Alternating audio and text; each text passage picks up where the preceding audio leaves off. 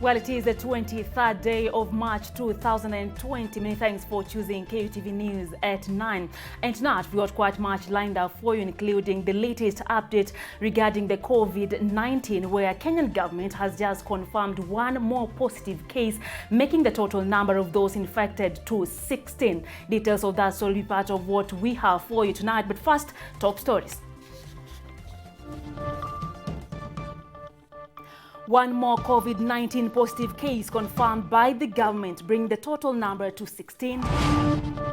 Kilifi County in panic over coronavirus spread after Kilifi Deputy Governor tested positive. Blogger Robert Lai released on bail after denying charges of publishing false information. Also tonight, FIFA gives FKF more time to pay Adel Amroshi for wrong dismissal.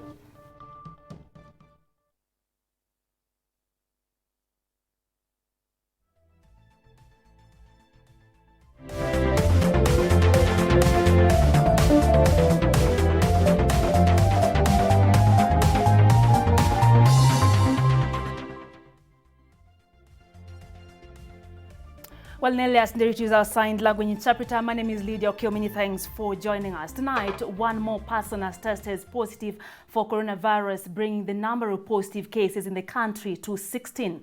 However, focus is now on the increase of cases turning positive that points to increased number of people whom contact tracing must be done for in order to ascertain the coronavirus status. Now, starting us off tonight is Christine Kamau.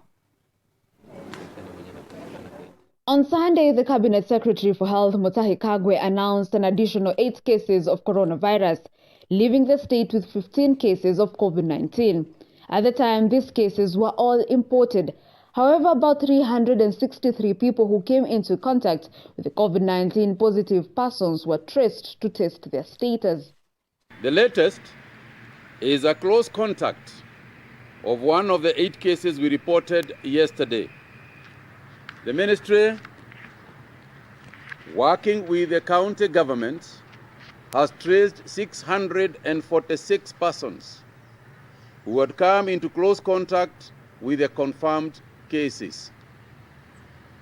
96 of these contacts have already been released from our follow-up program after completing the 14-day follow-up period. Those remaining in our follow-up list are 550 persons. Moreover, faulting the self-quarantine guidelines, an Italian national, a priest, jetted into the country and led mass among faithfuls in Siaya. As to this, the Cabinet Secretary Kagwe announced the ministry was following on the same case. A priest in Siaya, yes, we are aware that there was indeed one of the 8 people I mentioned yesterday was a priest who had traveled to Rome and had come to Kenya and is currently at Bagathi, in isolation in Bagathi. We have also done contact tracing with the people he came in contact with, and it is a continuing exercise. Keenly retaliating self-quarantine for any arrivals into Kenya, the Ministry of Health appealed to hotels who will accommodate the arrivals for quarantine to extend social responsibility as per charges on guests. Our best case scenario is that you have separate hygiene or toilet facilities. In case that is not possible, then after each and every use of the toilet facilities, then you require decontamination, which you can easily be able to do with jig. You take 1 part jig, maybe 1 cup jig, 6 cups of water, and you can be able to use that to be able to clean the toilet. You also, during the self-quarantine period, in case you have a coexisting medical condition, you need to have your medicines ready with you for the next 14 days.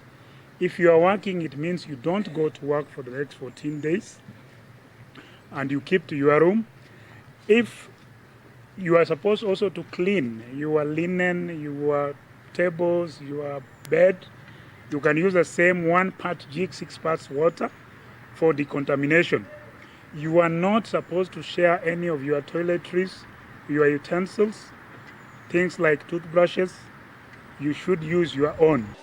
The cases in Africa have reached 1,400, with Egypt leading at 327. Meanwhile, there are 43 African countries in total having cases of COVID-19. Kristen Kamau, KUTV. Many thanks, Christian Kamau, for that report. Now, commuters on public transport today, Monday, were ferried to and from the city at almost half of full usual capacity, in line with the directive by the Ministry of Health, now to carry up to 60,000 capacity. This happens as Ministry of Health makes an appeal to matatu owners to cease increasing fare as the country records 16 cases of COVID-19 by Monday. Here's Christian Kamau. Hatuwezi tukalaumu serikali juu wanajaribu kutusaidia hata sisi. A vote of confidence and alliance between the government and the transport sector is a rare spectacle, but perhaps faced with a global enemy in coronavirus, matatu operators were keen to ensure social distance in the vehicles and secure their health and those of their clients. Last Friday, the Health Ministry issued a directive for transport operators to transport only up to 60% of capacity. However, the balance to business aspect of daily returns worth the new directive saw some passengers charged almost double their normal fare. Nikiuliza konda kwani hakuna fare, hakuna change, akaniambia gari ni 200 kutoka Kagundo Road mpaka town. Na kawaida mnakonda 80. However, this narrative gotten to the ears of the Ministry of Health has been condemned as unethical at a time the country faces the pandemic, as CS Mutahi Kagwe called out the matatu operators. It has come to our attention that several public sector transport operators have now resorted to increased fares as a result of this directive. I want to make an appeal to those in the matatu industry and others in the transport sector not to increase fares for our commuters. By so doing, it will be counterproductive as we continue to fight this virus in our country. However, some routes maintained their fare rates as the commuters on those routes applauded the move by the government to ensure social distance. These residents, however, insisted that Kenyans ought to observe personal hygiene in the vehicles. Madirisha ifunguliwe hata kama tuko mmoja mmoja, so that hiyo ewe ikiingia ndani na ile tumepumua, it gets out while the fresh one enters in. Elsewhere, Narok Lion Sacco increased their fares from 400 to 500 shillings in their route, while they transported only 7 instead of 14 passengers. However, they argue that the prices of petrol and diesel remained the same.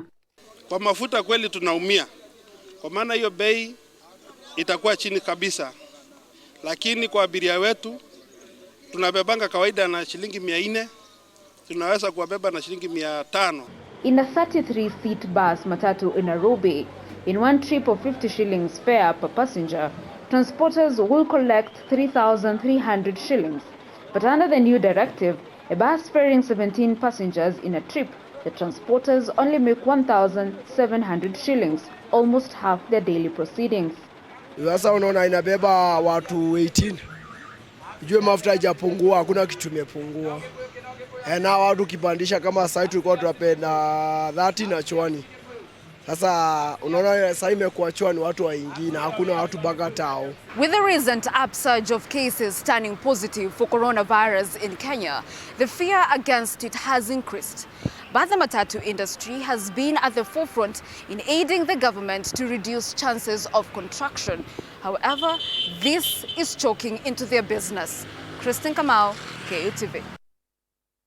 Many thanks, Christian Kamau, for that report. Now, moving on, failure to adhere to government's directive to self-quarantine, wash hands on regular basis, and sanitize will plunge the country into a public health crisis. At the moment, the government is tracing persons who came into contact with Kilifi Deputy Governor Gideon Saburi, who has since tested positive for COVID-19. Saburi is said to have put the public in harm's way after failing to self-isolate after returning into the country on March 6th from Germany. Florence Ndungu puts this into perspective. The government has been making desperate calls for Kenyans to observe directives meant to safeguard their lives as the COVID-19 continues to ravage the world.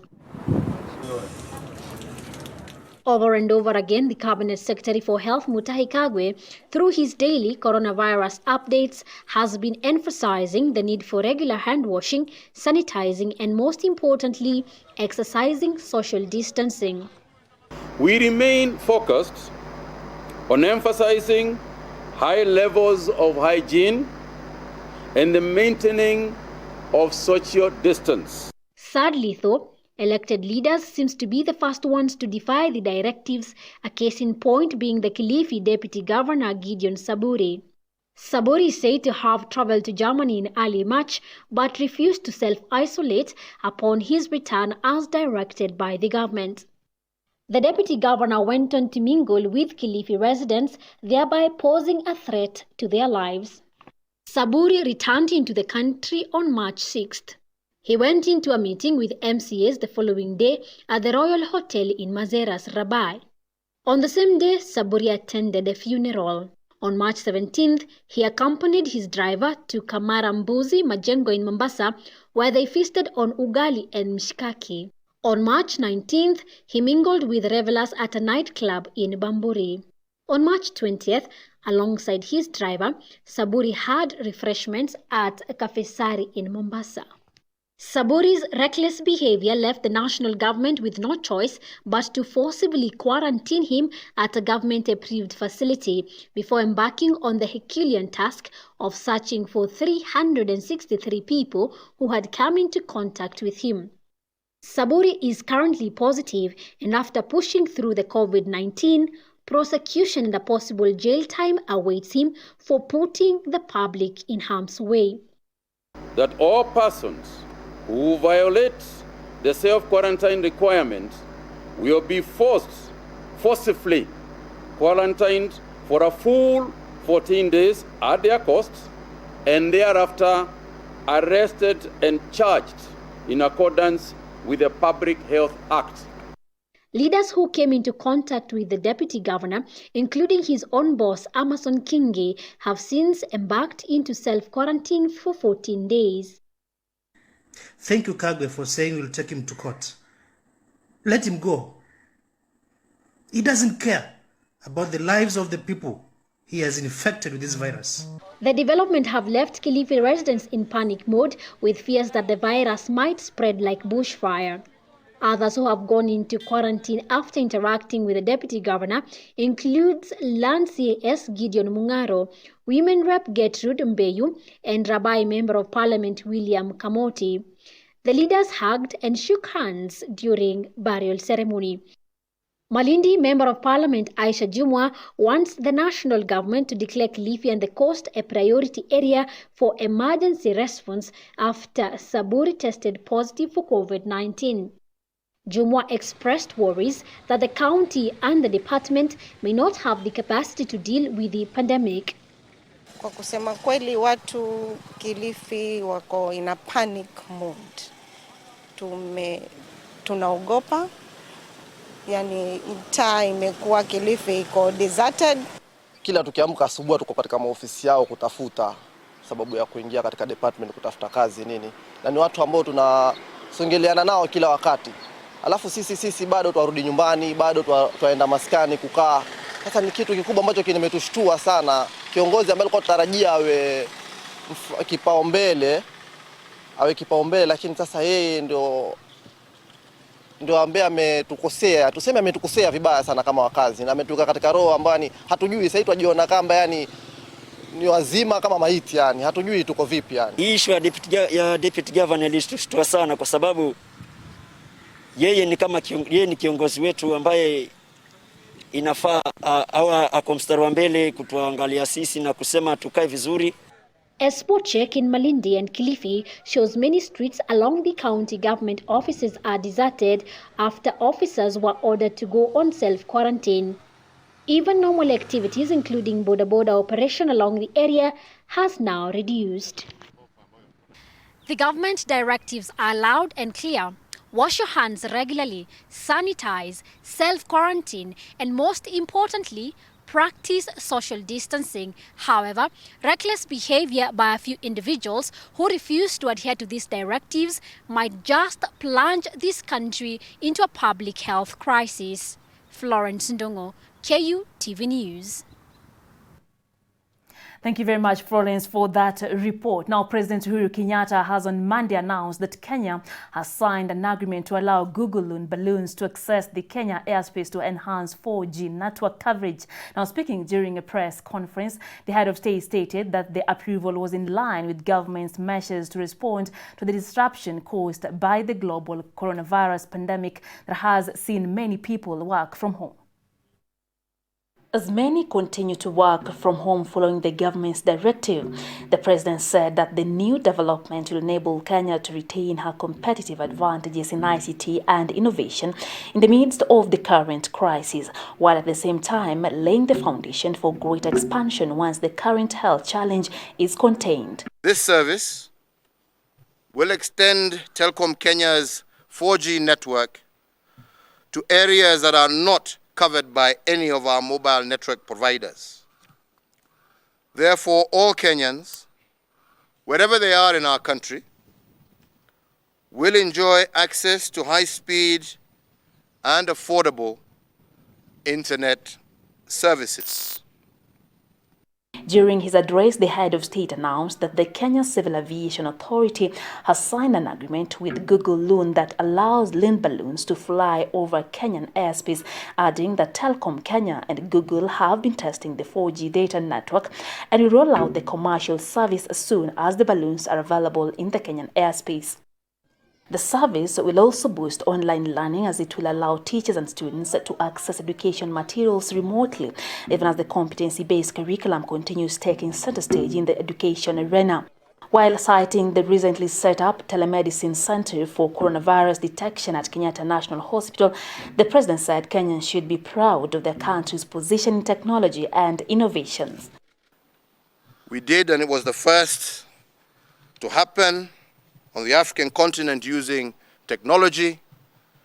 They were able to remotely conference with 3 centers in China, one in Egypt, another in France, and also with Eldoret, Moi Referral Teaching Hospital, where they were able to exchange with professionals and clinical officers across the world to share both experiences and practical ways in which we can defeat this virus that is upon us. The Loon service uses balloons which are powered by an onboard solar panel to provide 4th-generation coverage to areas with lower population densities. They float at 60,000 feet above the sea level, well above air traffic, wildlife, and weather events. Lydia Okeyo, KU TV. Meanwhile, blogger Robert Lai has been released on a 50,000 Kenya shillings cash bill or alternative bond of 150,000 Kenya shillings. Lai was appearing before Senior Resident Magistrate M. Ndungi, where he denied charges of publishing false information on the coronavirus pandemic. Now, the blogger was accused of publishing false information on coronavirus deaths, an act the prosecution said was meant to cause panic and fear. The court has since barred him from posting any such information on his Twitter or Facebook pages.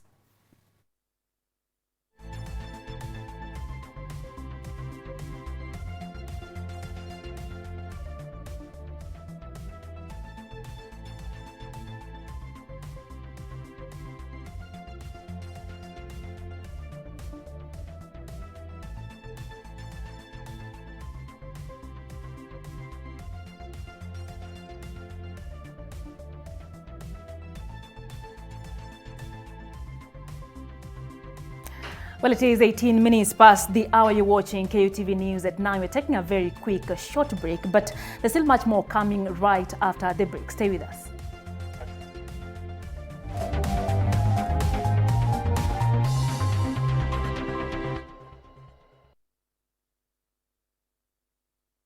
Welcome to Focus on Health. One of the things we do the night before you come to theater, we call it an ICU tour. So we actually, the nurses bring you into the ICU, and they show you the various things. Especially if you're in a busy ICU where there are other patients, it can be a bit daunting when you wake up and there are all these machines making noise. To prevention of coronary artery disease, certainly is exercise, maintaining a healthy lifestyle, avoid smoking, avoid smokers too, because even somebody smoking next to you will give you second-hand smoke. APRT Sacco is financially transforming Africa. Be a shareholder by depositing as little as 100 shillings with us and get your share certificate when your deposits amount to 5,000 shillings. Your deposits earn 2% dividends per month, totaling to 24% dividends annually. Also, I would like to inform you about our investment plan. You can buy shares from as minimum of 50,000 shillings, and each month you're going to get a 2% bonus in your account. Dividends are payable from monthly basis. We invest in land, housing, and other properties. Join APRT Sacco through M-Pesa by sending money to till number 666741. APRT Sacco. Enjoy the power of many. With a wide variety of career options to choose from, you need all the career guidance and counseling you can get. That is why this week we focus on the Kenyatta University Career Week 2020. This year, the theme for the Career Week was mapping and leveraging on youth, technology, and soft skills for the 21st century workforce. They come, or even come to our office, they come and say, I got a C, so what career can I do? I got a B, what careers can I do? Or I got a D, so what should I do? Is it about the grades only?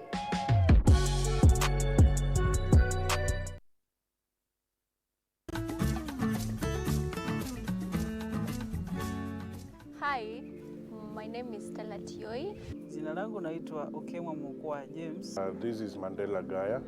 Ugonjwa ulipokuja ulichukua siku 3 ukaniweka in coma. 20 wamezikwa, 2 ndio wako hai. I don't even know how it feels to see. I feel like I cannot express myself well the way somebody who can walk can actually express themselves. Ilichukua muda mwingi mrefu tena mpana ili kuikubali kwamba mimi siwezi tembea tena. I've come to actually accept myself. Ukijaribu kumsimamisha mtu umwambie tafadhali nionyeshe njia, they find it quite strange talking to you. You should just make schools integrated, inclusive setups by providing the right facilities.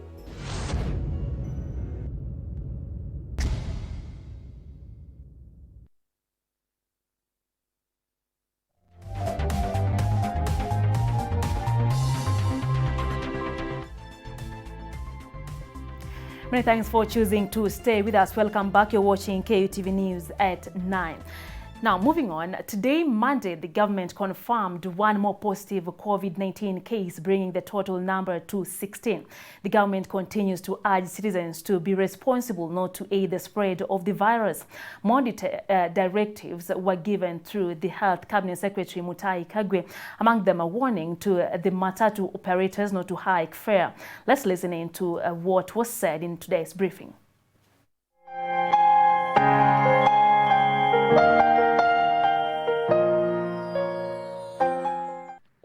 One more case of a patient who has tested positive for coronavirus. This brings the total number of confirmed COVID-19 cases in Kenya to 16. The latest is a close contact of one of the 8 cases we reported yesterday. The ministry, working with the county government, has traced 646 persons who had come into close contact with the confirmed cases.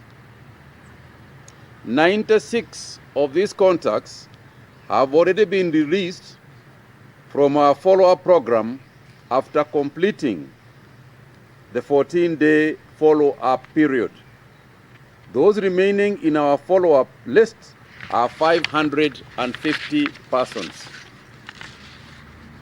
All the patients, except one, who is at the coast, are still in stable condition and improving. 11 individuals are currently admitted at Bagathi Hospital awaiting test results. Yesterday, if you recall, we also addressed the issue pertaining to the public transport sector. We reminded those operating in this sector to adhere to the directive we gave on March 20th, 2020. It has come to our attention that several public sector transport operators have now resorted to increased fares as a result of this directive. I want to make an appeal to those in the matatu industry and others in the transport sector not to increase fares for our commuters. By so doing, it will be counterproductive as we continue to fight this virus in our country. You will remember that I had said from the beginning that every sector is going to take a financial hit in this crisis, and to expect that one sector is going to punish everybody else for them to maintain a scenario where they are earning as much as they could is immoral and unfair. And then therefore, we are appealing to the matatu sector to kindly look at the situation, understand it, understand that the commuters they are carrying are not in the same position they were in prior to this. Some of them are not earning any money at the moment, and to appeal for their reasoning. As we indicated yesterday, we have suspended all flights effective midnight 25th March 2020, international flights, as one of the key measures to prevent importation of additional cases in the country. Let me reiterate that all passengers coming into the country between now and that day, Wednesday, midnight, must undergo mandatory quarantine, either A, at their own expense in hotels, in government-approved hotels, or in designated government facilities. I want at this point to issue an apology from the Ministry of Health and other government agencies that are involved in this exercise to the parents and the individuals who have been so inconvenienced since last night. We are aware that we had logistical challenges that we encountered as a result of the speed at which we wanted to move into quarantining individuals. And therefore we know that we inconvenienced people substantially. And for this, we can only apologize and mitigate by saying it was absolutely necessary that we do so. I also want to thank those hotels that have already admitted the quarantined people, but to make also a passionate appeal. In a manner of speaking, business has been brought to you by steroid. We are appealing to you. These are people who came into the country without a plan to spend money in a hotel. If your normal charges in a hotel room are 12,000 shillings, you should be charging no more than 50% of that, or even 25% of that. This is business you didn't expect, and you are not going to get it. So to expect a person who had no plans of spending time in a hotel to spend or to pay the rates that you normally charge anybody else is again immoral and inconsiderate. So we are asking you, the hotels that have offered themselves for this purpose, to also charge reasonably, reduce the rate as part of your corporate social responsibility. It would help Kenyans. We are encouraged to note that majority of the people have complied with the measures we have so far announced. We continue to appeal to Kenyans to take the matter seriously and strictly observe the advisories issued, which are all aimed at containing the spread of the disease in our country. But the simple understanding is this. First, there is no problem of screening at JKIA. As a matter of fact, that is how we picked up the Burundian national who continues to be in hospital today. I think it is important for people to understand how the disease metamorphoses, because you can walk into JKIA or any other center, no temperature, nothing, and then a couple of days later, you show the signs. So the fact that you have been screened as you pass an airport is not in itself to say that you cannot or you cannot have the disease. But I'll let Dr. Amoth handle that one. A priest in Siaya, yes, we are aware that there was indeed one of the 8 people I mentioned yesterday was a priest who had traveled to Rome and had come to Kenya and is currently at Bagathi, in isolation in Bagathi.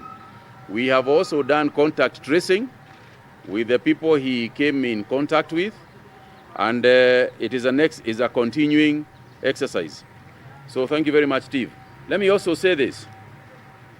In regards to because you mentioned priests, I also want to say that we are very grateful to the religious bodies that have the whole day been telephoning us.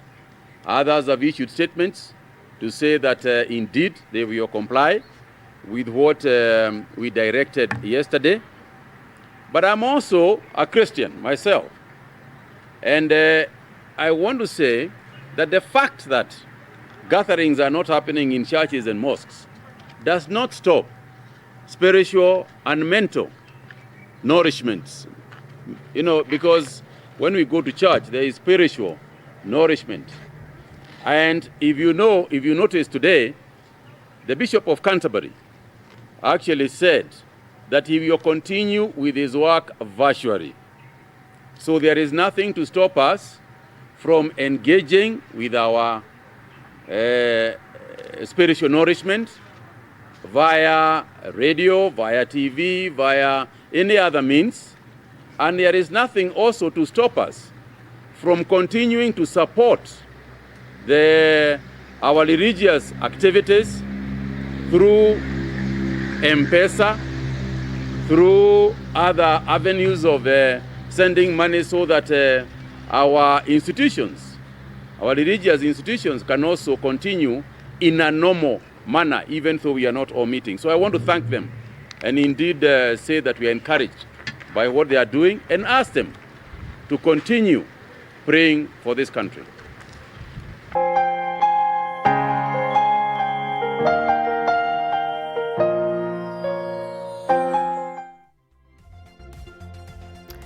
Well, and the fight against coronavirus continues to ensure that you play your part, of course, as required. Now, for city dwellers, use of soap and sanitizers are a normal occurrence, but not for village dwellers at Kandui constituency, Bungoma County. As the coronavirus continues to send fears all over, residents are now decrying the lack of soap to help them keep COVID-19 at bay. Here's Chris Sambu. As calls for frequent hand washing by Kenyans to curb the spread of COVID-19 become louder and louder, a number of families from Kamkunda village in Kandunyi constituency, Bungoma County, are living in fear they cannot afford to buy soap for sanitization. The families are worried of contracting the deadly coronavirus should it land in the village. They can hardly sanitize their hands in a proper way, opting to use plain water instead. Maisha vijijini ni magumu. Tuna watoto ambao wanachafuka mara kwa mara, wanatakana wanawie sabuni. Ikiwa kidogo inakwisha tu hata kwa siku moja. Kesho yake natakana ingine. Lakini kuipata kwa vijiji ni vigumu. This could just be a snippet of what many Kenyans in the rural areas and informal settlements are grappling with amid COVID-19 crisis. Kitu yenye tungelifanya ili tupate hiyo sabuni sasa wamebani. Sasa tumeshindwa vile tunaweza toka hata tupate hiyo sabuni. Ndio tunawe nayo. Sasa ndio kwa sababu tumesimama tunaomba serikali tusaidie. Residents of Kamkunda village are worried people for they can hardly afford soap to sanitize their hands against coronavirus. Some of the residents claim the recent closure of open-air markets by both national and county governments has moved things from bad to worse. Nimeshituka na hiyo ugonjwa na wanasema inafaa unawe na sabuni yenyewe hatuna pesa ya kununua sabuni. Hatuna mahali pa kujishikilia tupate hiyo sabuni. Wamekataza sokoni, hakuna kufanya biashara. Wengine tulikuwa tunaenda kuuzako vitu sokoni kidogo kidogo ndio tupate sabuni. Sasa wamekataza sokoni, hatuendi, biashara hatufanyi. Even as residents continue to decry lack of sanitizers, the government continues to put measures in taming the spread of the COVID-19. Chris Sambu, KUTV.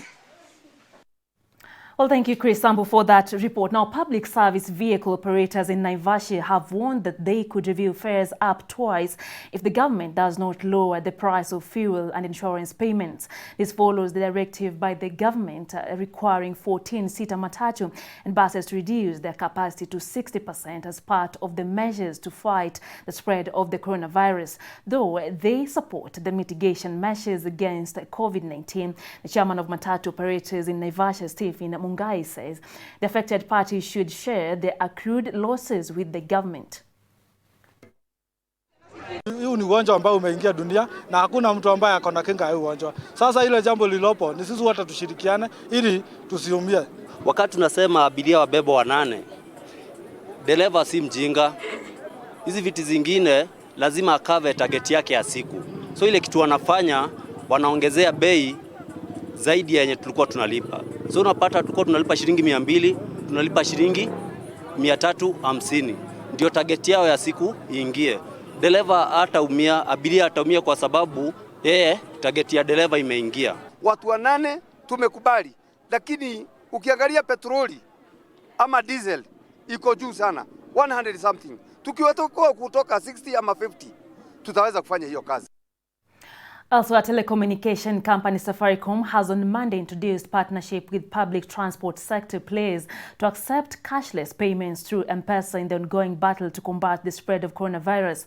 The partnership will see crew from partnering public transit firms begin accepting fares through their phone numbers. Now, the service has already been deployed in more than 300 City Star shuttle vehicles in Nairobi and will be rolled out to additional players in the coming days. This comes on the back of the telco company waiving charges for M-Pesa, where the mobile money service provider will now charge 0 fees for transfers below 1,000 Kenya shillings in the next 90 days. Wamekuwa na furaha zaidi kusema kuwa wako sawa kulipa na cashless system hata kutoka kitambo. So I think the market is ready and it's right to work with cashless system. We are not changing much of how the conductors operate. We are giving them ability to receive fare on their mobile numbers. And now let's cross the borders to Nigeria. The COVID-19 situation in Nigeria escalated early on Monday after the virus disease claimed the life of its first victim, even as one more person tested positive. The patient was a 67-year-old man who returned to Nigeria following a medical procedure in the United Kingdom with underlying medical conditions including multiple myeloma and diabetes, and was undergoing chemotherapy. The NCD said now Nigeria will close its 2 main international airports in the cities of Lagos and Abuja from Monday night as one of the many precautionary measures. The closure comes as Nigeria's number of confirmed coronavirus cases stood at 39 on Monday.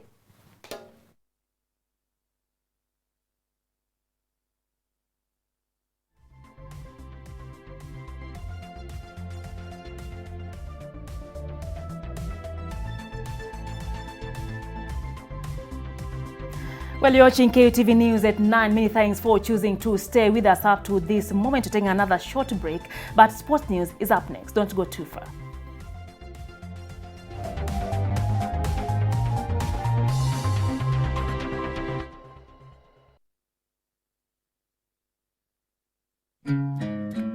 we are featuring the conversation on the 4th Industrial Revolution. Tech is amazing. It just baffles me on how it keeps on transforming. It's something that it's not well known, but it's making effect. You might have this grand idea, and that's great, but if you don't sit down and put in the work, then it's just an idea. Machines that are going to be learning how to use data to make everything simpler in our lives. Well, yes and no.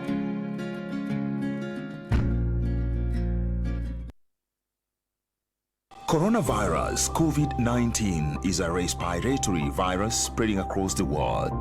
The infection is spread from droplets of coughing and sneezing of an infected person, touching or shaking hands or being in contact with contaminated surfaces or objects with the virus. The signs and symptoms are fever, coughing, headache, body ache, difficulty in breathing.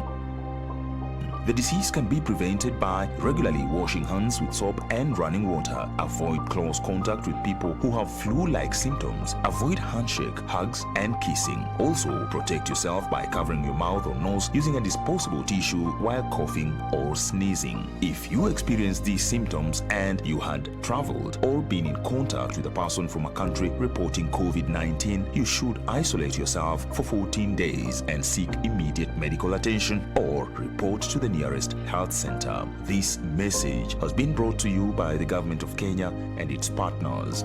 For accurate information on COVID-19, dial *719# or call 719. Follow us on Twitter at @MOH_Kenya, at spokesperson GOK, at WHO.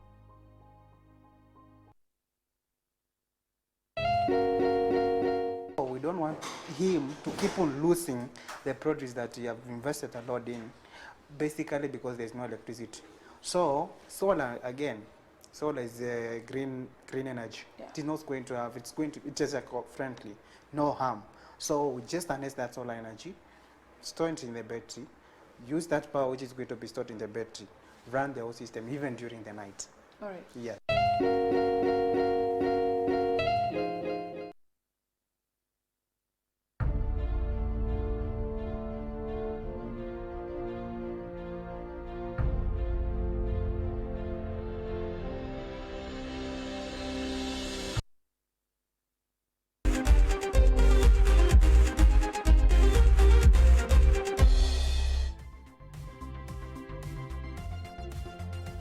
Many thanks for staying with us. You're watching KUTV News at 9. Many thanks also for keeping it right here. And of course, your feedback. Joe Kamau, we appreciate your feedback. You're saying you are watching from Atlanta, Georgia, where you're saying coronavirus is wreaking havoc out there, but we should actually stay strong. Elsewhere, Felix and Anthony from Kisumu City, we appreciate your feedback right here together with Morris Timothy from Kajiado. Keep it right here on KUTV News at 9. Now, in sports, World Football Governing Body FIFA had handed Football Kenya Federation a lifeline in their cash battle with former Harambee Stars head coach Adel Mrochi.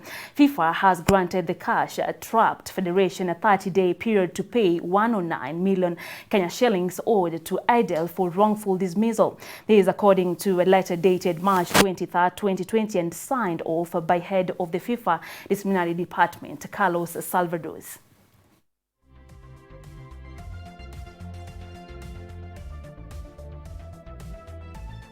Also, Canada and Australia will not send athletes to the 2020 Olympic Games in Tokyo because of the risks associated with the coronavirus. The developments were made by the Olympic committees for both countries in separate statements. Both countries' Olympic committees also are calling for the Games to be postponed until 2021. Australian Olympic Committee CEO Matt Carroll said athletes should prepare for the Tokyo Olympics in 2021.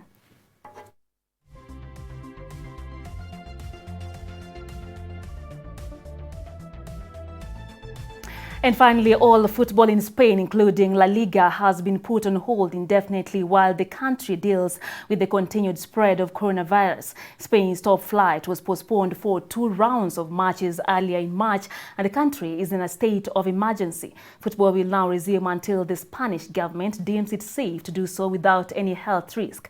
As it stands, defending champions Barcelona lead La Liga by 2 points. The number of cases registered in the country rose to 33,089 on Monday, up from 28,572 cases the day before. Now, Spain's death toll has reached 2,182.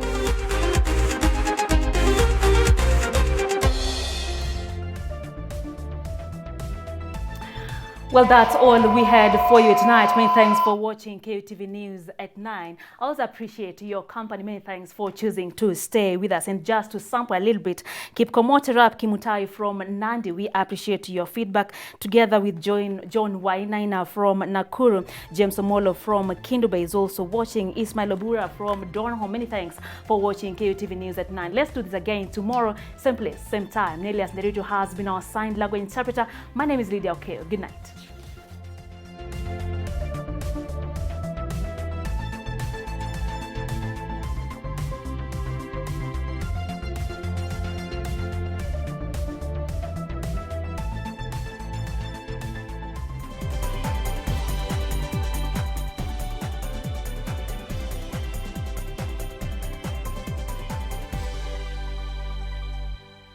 APRT Sacco is financially transforming Africa. Good morning.